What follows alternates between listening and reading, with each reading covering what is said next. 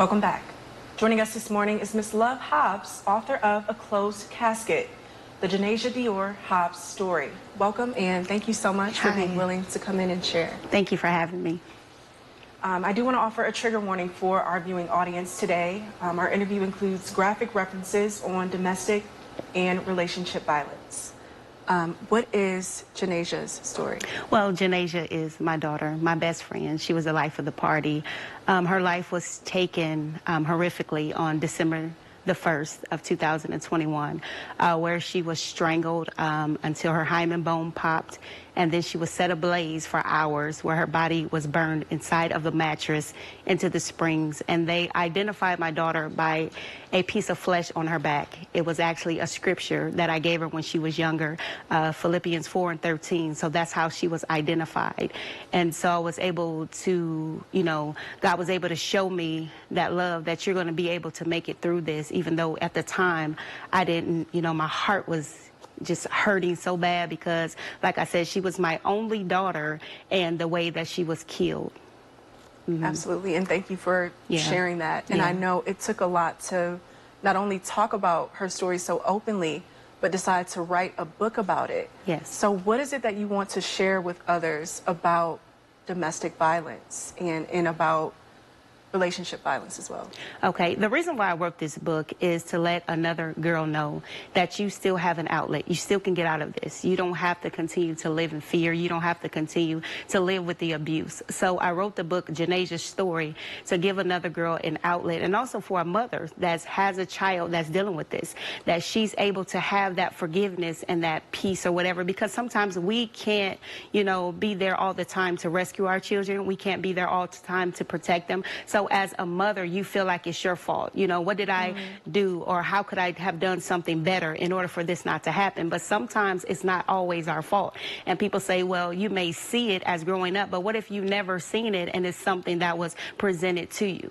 Right? So, and also for the guy that has an anger issue, to let him know that it's not only you and this person, but what if she has children and she's leaving her children behind? And I'm saying, as an instant, if something happens to her, or if something, you go to prison, you're a father, so now this person is raised without a father. So it hurts a lot of people, domestic violence does. And I just want to bring awareness and let somebody know that you don't have to deal with this. This is not normal. This is not love.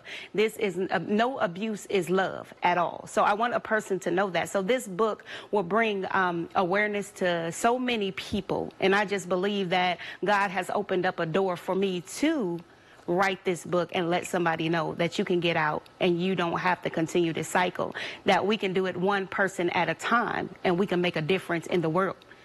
That's right. Yeah. And that's such a beautiful testimony. Yeah. Is there any signs that now you've been doing this work for a while, are there any signs that you think young women, women of any age rather, can look to that are red flags, or that things are concerning? They might seem really small in the beginning, but it's something you should keep an eye out on. Yes. When we date a person, we usually go out to eat, right? So you can basically, when a person has anger issues, they come out right away. So just say, for instance, that the waitress does something wrong and he's snapping at her, you know what I'm saying? And you did this wrong, and he's real angry towards her, right? Or how they treat their parents, or how they treat their siblings. And also the way they talk to you. Do they belittle you? Do they down you? What are you wearing? Sometimes they try to control you by what you're wearing. You made me do this. Those type of things. And then when they hit you, I won't do it again. They always say that I won't do it again. And then they want you to be isolated from your friends and family because they don't want your friends and family to identify who they really are. So isolation is another sign.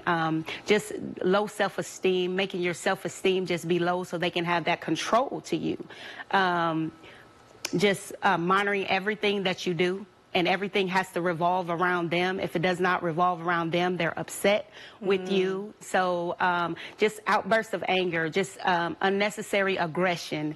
And then sometimes you may say the person, they come off real charming to you. And he's like, it's just too good to be true. Not saying that they're not good men, but you also have to watch that, because this is a way that they will you in to make you feel like that nobody else is going to love you like me. I'm the greatest thing since sliced bread. So you have to be careful also for that. So it's quite important to, you know, get to know a person before you start something real serious with a person. And also when they fall in love very quickly, you know, and they say, I can't live without you, or I need you in my life, those type of things, because no human being should have that much power over anybody.